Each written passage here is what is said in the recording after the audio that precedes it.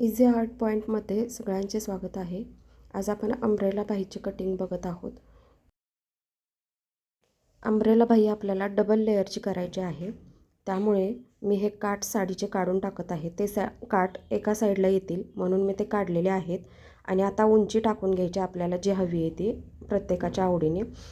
उंची टाकली की आपण ती राऊंड शेपमध्ये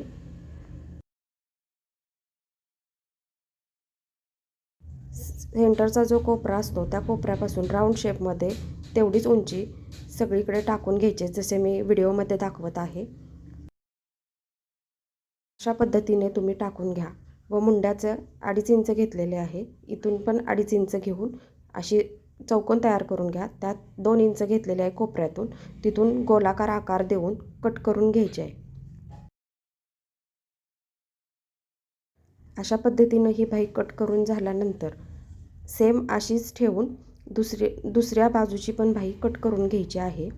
दुसऱ्या बाजूची बाही सेम पद्धतीने कट करून सेम मापाने कट करून घेतलेली आहे, म्हणजे दुसऱ्या बाजूला जोडता येईल। आता आपल्याला दुसरी मोठा लेयर तयार करायचा आहे ह्याच्यापेक्षा, तर त्याच्यासाठी मी डबल घडी करून घेतलेली आहे, म्हणजे एकदम 2 बाह्या निघतील। आणि आता इथून आपल्याला 1-1.5 इंच 2 इंच जसं आवडेल तसं आपण वाढवून घेऊ शकतो। तसंच मी इथं गोलाकार जसं मगाशी घेतलं तसंच इथं गोलाकार पद्धतीने माप टाकून घेत आहे, जेवढं वाढवायचं आहे तेवढं।